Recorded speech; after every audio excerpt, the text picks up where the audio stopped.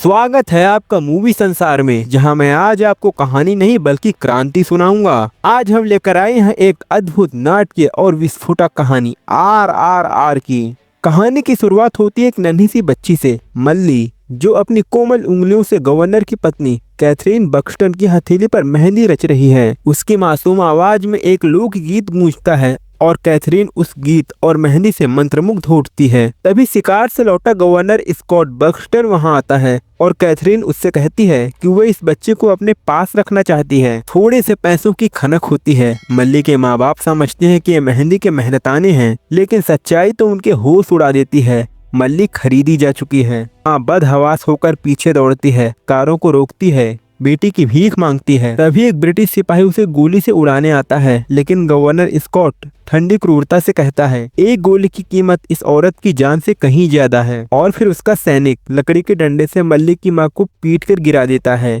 Catherine मल्ली को लेकर निकल जाता है। अब दृश्य बदलता है। भीड़ से खचाखच भरे पुलिस स्टेशन के बाहर एक इंस्पेक्टर खड़ा है, नाम है रामराजू। भीड़ में से एक प्रदर्शनकारी पत्थर फेंकता है। अधिकारी हुक्म देता है उस पत्थर फेंकने वाले को पकड़ कर लाओ। और फिर जो होता है वह इतिहास में दर्ज किया जाता है। राम अकेले भीड़ में कूद पड़ता है। लाखों की भीड़, हजारों लाठियां, सैकड़ों विरोधी, लेकिन एक राम सब पर भारी से देखकर डर भीड़ की हड्डियों तक उतर जाता है। अब कहानी आती है भीम पर। गहरे जंगल में साथियों संग एक विशाल जाल बिछा है।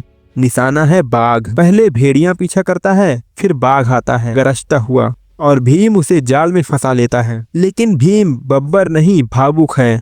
वो बाघ इसे क्षमा मांगता है। मुझे क्षमा कर दो, तुम्हारा उपयोग जरूरत के लिए किया है। भीम एक मिशन पर है। अब वह एक मुसलमान के वेश में अख्तर बन चुका है। साथ है उसके परिजन, लेकिन वह कहता है मेरी असली पहचान छुपानी होगी। अगले दृश्य में एडवर्ड पुलिस विभाग के सभी अधिकारियों के साथ एक मीटिंग में नजर आता है, जहां वह सभी को भीम के बारे में जानकारी देता है। एक अधिकारी उससे पूछता है कि क्या भीम के बारे में कोई जानकारी है, लेकिन एडवर्ड बताता है कि भीम के बारे में कोई कुछ नहीं जानता। सभी अधिकारी चिंता में पड़ जाते हैं। तभी कैथरीन ऐलान करती है कि जो भी इस असंभव काम को पूरा करेगा उसे स्पेशल ऑफिसर के पद पर पदोन्नत किया जाएगा। उसी पर रामराजू आगे आता है और कैथरीन से कहता है कि वह भीम को पकड़कर लाएगा, चाहे जिंदा या मुर्दा। राजू अपने चाचा से कहता है कि भीम महल के आसपास ही कहीं हो सकता है, क्योंकि मल्ली वहीं है, और योजना बनाता है विद्रोहियों में शामिल होने की। दूसरी ओर भीम महल के अंदर अपने एक आदमी को भेजने की कोशिश करता है, लेकिन वह पकड़ा जाता है और अफसरों द्वारा बुरी तरह पीटा जाता है। तभी एक ब्रिटिश लड़की आकर उसकी जान बचा लेती है और उसे वहां से जाने को कहती है। भीम समझ जाता है कि यही लड़की उसे महल के अंदर ले जा सकती है। अगले दृश्य में राजू कुछ विद्रोहियों के साथ बैठा है, जहां वह स्कॉट बक्सटन को मारने की योजना का सुझाव देता है, लेकिन कोई भी उसकी बात से सहमत नहीं होता। उसी वक्त भीम का भाई राजू के पास आता है और कहता है कि वह अपने भाई के साथ स्कॉट बक्सटन को मारने में उसकी मदद चाहता है। राजू समझ जाता है कि यह व्यक्ति उसे भीम तक पहुंचा सकता है, लेकिन जल्द ही वह आदमी समझ जाता है कि राजू दरअसल पुलिस में है और वहां से भाग जाता है। वह सीधा उस जगह पहुंचता है जहां भीम बैठा होता है और उसे बताता है कि वह पुलिस से पीछा छुड़ाकर आया है। भीम उसे कुछ दिन छुपकर रहने की सलाह देता है। राजू उस आदमी की तलाश करता रहता है, लेकिन वह नहीं मिलता। उधर भीम एक बच्चे को पैसे देता है कि वह उसके लिए मछली लेकर आए, लेकिन तभी एक ट्रेन जिसमें तेल भरा होता है आग पकड़ लेती है और वही बच्चा उस आग में फंस जाता है। फिर होता है वो ऐतिहासिक पल जब भीम और राम पहली बार साथ आते हैं और अपनी जान जोखिम में डालकर उस बच्चे को बचा लेते हैं। इस घटना के बाद दोनों एक दूसरे के करीब आ जाते हैं और समय बिताने लगते हैं। भीम खुद को राम से अख्तर नाम से परिचित कराता है। दोनों जल्द ही पक्के दोस्त बन जाते हैं और इसी दौरान राजू भीम को सीता के बारे में बताता है। भीम अपनी जिंदगी की सबसे प्यारी लड़की के बारे में राजू से बात करता है। एक दिन भीम राजू से उस आदमी को स्केच दिखाने का कहता है जिसे वह ढूंढ रहा है, लेकिन तभी स्केच उसके हाथ से उड़ जाता है। इसके बाद भीम बार बार उस लड़की की ओर देखता है जिसने उसके आदमी की मदद की थी और राजू समझ जाता है कि भीम को वह लड़की पसंद आ गई है। राजू रास्ते पर कीले बिछा देता है, जिससे उस लड़की की कार का टायर पंचर हो जाता है और राजू दोनों को बाजार भेजने में सफल हो जाता है। भीम उस लड़की से बात करने की कोशिश करता है और पता चलता है कि उसका नाम जैनी है। दोनों एक दूसरे से बातचीत करने की कोशिश करते हैं, लेकिन भाषा न समझ पाने की वजह से वे समझ नहीं पाते। भीम को मल्ली के बारे में पता चलता है और वह उसके लिए एक चूड़ी बनाता है। कुछ देर बाद जैनी को रॉबर्ट उठा ले जाता है और वह भीम को उनके महल में होने वाली पार्टी में बुलाता है। उस दिन जैनी अपने घर लौटती है और वह चूड़ी और ड्रेस मल्ली को देती है, जिसे देकर मल्ली खुश हो जाती है। भीम राजू के पास वापस आकर पार्टी का निमंत्रण दिखाते हुए सारी बातें करता है। राजू भीम को पार्टी के लिए तैयार करता है। पार्टी में मार्क जैनी को बहकाने की कोशिश करता है, लेकिन वह वहां से चली जाती है। जब भीम और राजू पार्टी में पहुंचते हैं, जैनी भीम से मिलती है और नाचने के लिए कहती है। मार्क दोनों से जलता है और भीम को नीचा दिखाने की कोशिश करता है, लेकिन राजू वहां आ जाता है। फिर भीम सबको हराते हुए नाचता है और अंत में सिर्फ राजू बचता है, जो जैनी को देखकर हार मान जाता है। पार्टी के बाद भीम बहुत थक जाता है और जैनी उसे अपने घर कॉफी पीने का ऑफर देती है। जब भीम उसके साथ घर जाता है तो राजू को पता चलता है कि लाकू पेंटर का काम करता है। वह उस दुकान पर पहुंचता है जहां लाकू काम कर रहा होता है और उसे पकड़ लेता है। राजू लाकू को परेशान करता है, लेकिन वह कुछ भी नहीं बताता। भीम महल के अंदर सब कुछ देखता रहता है और रॉबर्ट भीम को महल में जाने से रोकने की कोशिश करता है, लेकिन जैनी उसे अपना दोस्त बताकर अंदर ले जाती है। जैनी भीम को उसकी आंखों के बारे में बताने की कोशिश करती है। जब भीम मल्ली का गाना सुनता है तो वह जैनी से कुछ खाने के लिए कहता है और खुद मल्ली को ढूंढने के लिए निकल पड़ता है। अंततः वह मल्ली को एक लॉकअप में मिलता है। भीम मल्ली को गले लगाता है।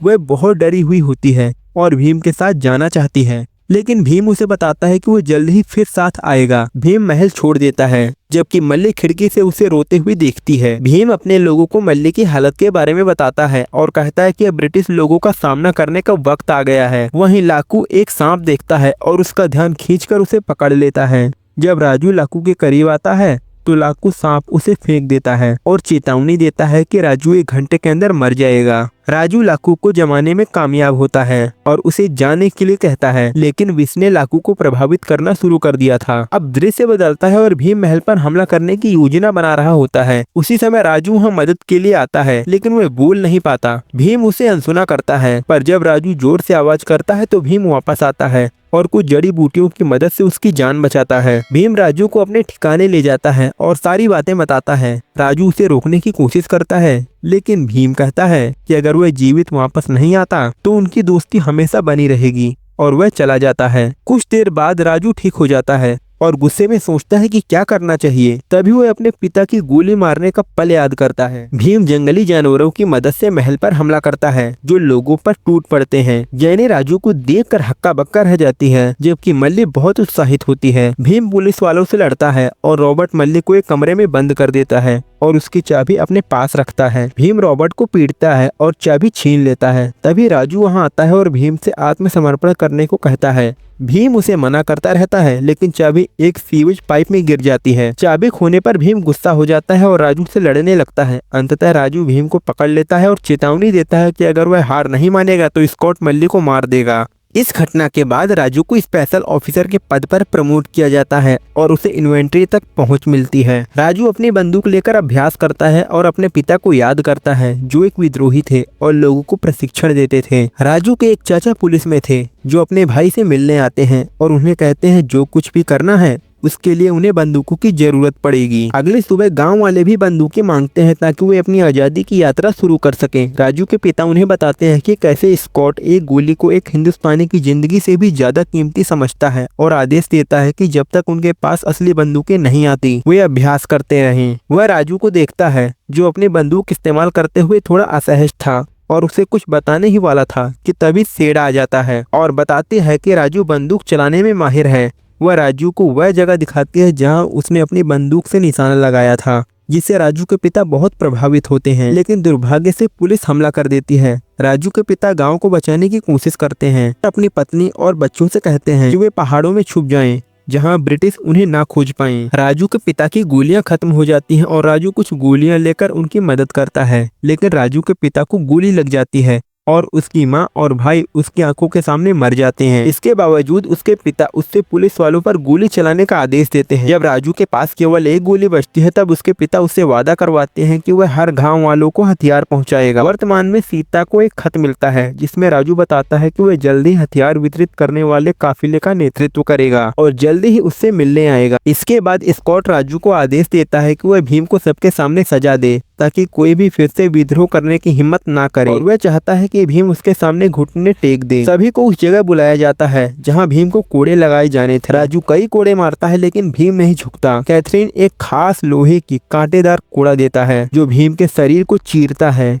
लेकिन भीम तब भी हार नहीं मानता और एक ऐसा गीत गाने लगता है जो विद्रोह की भावना को जगाता है। वहां जमा लोग पुलिस पर हमला करने लगते हैं। अराजकता के बीच राजू भीम को उठाकर अस्पताल भेज देता है। राजू तय करता है कि वह रात को भीम को बचाएगा, लेकिन उसका चाचा उसे ऐसा करने से मना करता है। अगले दिन राजू स्कॉट के साथ होता है जब वह भीम से मिलने जाता है और सुझाव देता है कि भीम को शहर के बाहर फांसी दी जाए ताकि लोग उसके बारे में ना जान पाए और मल्ली को भी उसकी मौत देखनी पड़े ताकि उसका दर्द और बढ़ जाए। राजू इन्वेंट्री में बंदूकों की जांच कर रहा होता है और भीम को उस जगह ले जाया जा रहा होता है जहां राजू ने भीम को फांसी देने का सुझाव दिया था। राजू के चाचा भीम को रस्सी काटने के लिए एक छुरा पास कर देता है। राजू स्कॉट के साथ होता है जो उससे हाथ मिलाता है और उसके हाथों पर जंग देखकर शक करता है। रास्ते में राजू बचने की कोशिश करता है और एक पेड़ की मदद से स्कॉट का रास्ता बंद कर देता है। स्कॉट अपनी कार पर गोली चलाता है जिससे राजू को पेड़ की तेज धार से चोट लगती है। वहीं मल्ली वहां से बच निकलती है।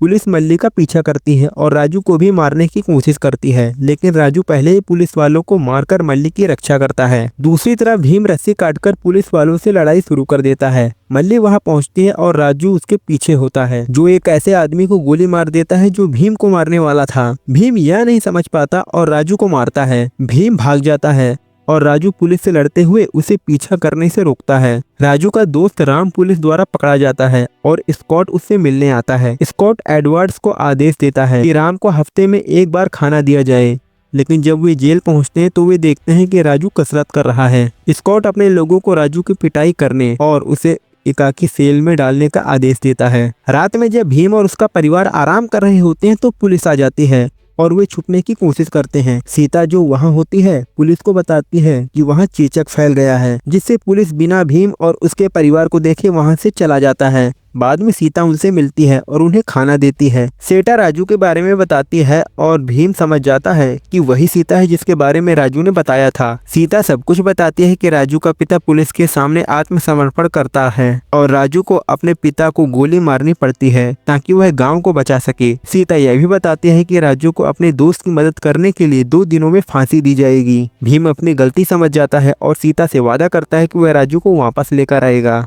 जैनी भीम को महल के नक्शे समझाती है और भीम महल के अंदर पहुंच जाता है।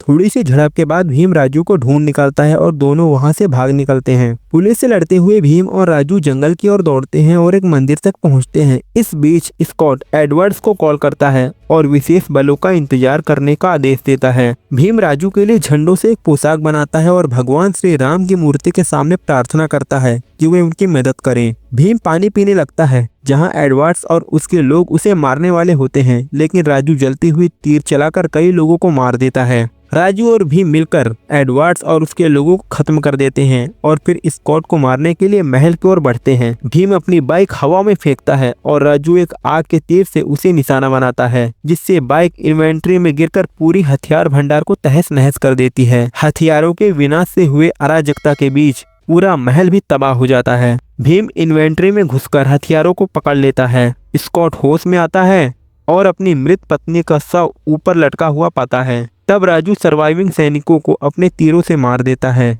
भीम हथियारों के साथ वहां पहुंचता है और कहता है कि अब राजू अपना वादा पूरा कर सकता है। राजू भीम को एक गोली देता है और कहता है कि स्कॉट बक्सटन को मार डाले। फिल्म का अंत भीम और राजू के साथ होता है, जो हथियार लेकर राजू के गांव पहुंचते हैं और वहां उन्हें राजू के चाचा को सौंप देते हैं। राजू सेडा से मिलकर फिर से मिल जाता है। वही जैनी भीम के साथ होती है।